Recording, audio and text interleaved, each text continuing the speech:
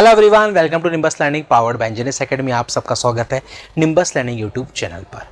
RPSC की most awaited vacancy जिसका बहुत दिनों से इंतजार था, एसीपी डिप्टी डायरेक्टर यानी कि एनालिस्ट कम प्रोग्रामर की वैकेंसी, जिसका नोटिफिकेशन फाइनली आज जारी कर दिया गया है।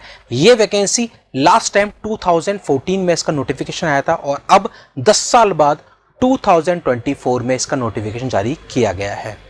टोटल 45 वैकेंसीज के लिए ये नोटिफिकेशन आज जारी हुआ है आरपीएससी की तरफ से। तो जल्दी से जान लेते हैं इस वीडियो में सारी इंपॉर्टेंट इंफॉर्मेशन जो आपके लिए जरूरी है इस वैकेंसी से संबंधित। सबसे पहले हम बात करेंगे एलिजिबिलिटी की कि कौन कौन इस वैकेंसी के लिए एलिजिबल है। तो अगर हम एलिजिबिलिटी चेक करें तो सबसे पहले आप यहां पर देखेंगे essential education qualification MCA eligible है। बीटेक जिसने कर रखा है इंफॉर्मेशन टेक्नोलॉजी आईटी ब्रांच में, कंप्यूटर साइंस में या इलेक्ट्रॉनिक्स एंड कम्युनिकेशन में, वो एलिजिबल है। उसी के साथ में लिख रखा है एमटेक या फिर एमटेक अगर कर रखा है आईटी कंप्यूटर साइंस या इलेक्ट्रॉनिक्स एंड कम्युनिकेशन, वो एलिजिबल है। या फिर एमबीए कर रखा आईटी में, वो एलिजिबल है। तो ये एलिजिबिलिटी है। ये जो स्टूडेंट्स जिन्होंने इन डिग्री कर रखी हैं इन ब्रांचेस में, वो सारे एलिजिबल रहने वाले हैं।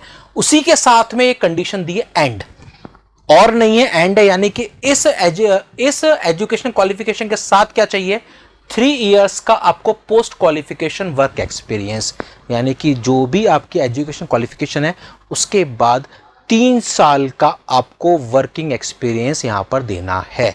वो वर्किंग एक्सपीरियंस किसमें मांगा है, गवर्नमेंट ऑर्गेनाइजेशन, किसी भी गवर्नमेंट ऑर्गेनाइजेशन में या गवर्नमेंट अंडरटेकिंग में या पब्लिक लिमिटेड या प्राइवेट लिमिटेड, इनमें से किसी में भी आपका 3 साल का वर्किंग एक्सपीरियंस अगर है तो आप यहां पर अप्लाई कर सकते हैं। यानी कि आप समझ गए होंगे ये एजुकेशन क्वालिफिकेशन, इसके साथ में ये 3 साल का वर्क एक्सपीरियंस मस्ट है।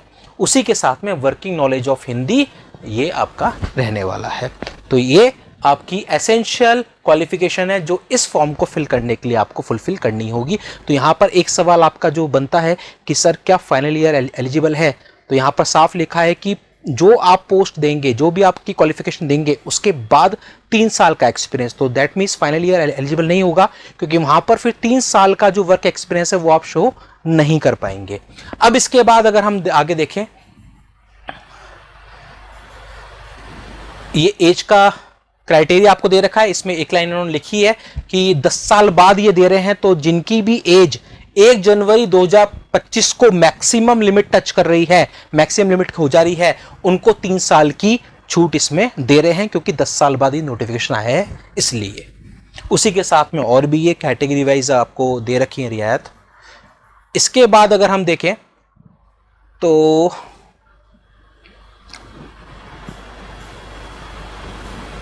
इसके एप्लीकेशन फॉर्म जो है वो 16 जुलाई से लेकर 14 अगस्त, यानी कि 16 जुलाई से लेकर 14 अगस्त तक इसके एप्लीकेशन फॉर्म फिल होंगे। ऑनलाइन एप्लीकेशन आप फिल कर पाएंगे आरपीएससी की वेबसाइट पर जाकर। अब यहां पर कुछ आपको डिटेल दे रखी है ओटीआर से रिलेटेड, वो आप यहां पर देख पाएंगे। देन उसके बाद हम यहां पर बात करें एग्जाम पैटर्न की कि आखिरकार इसमें आने क्या वाला है, सिलेक्शन प्रोसीजर क्या रहेगा।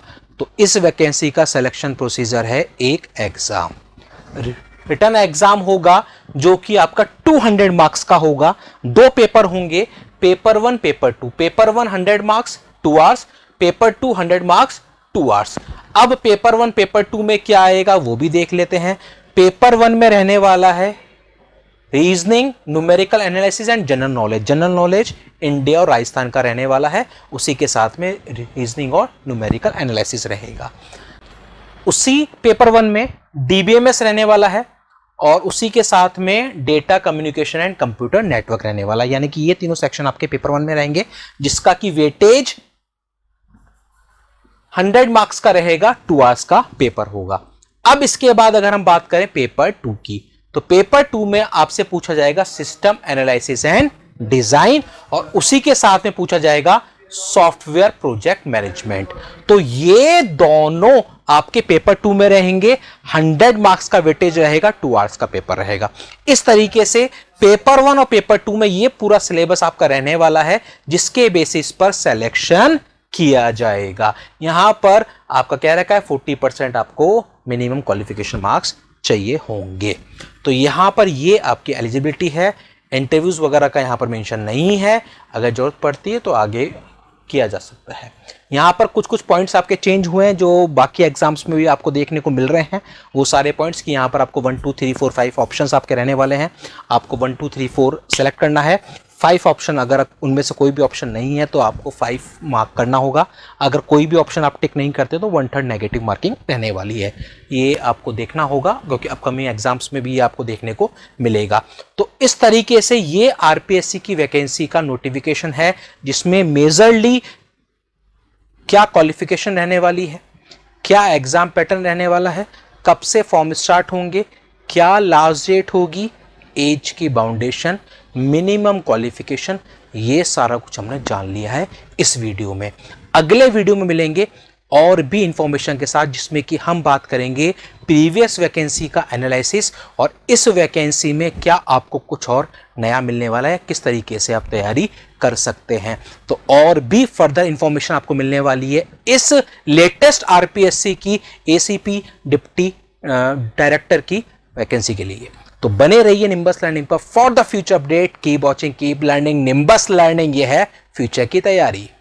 If you really like the video, please hit the like button, share the video, subscribe to our YouTube channel and press the bell icon for the latest updates. Thank you.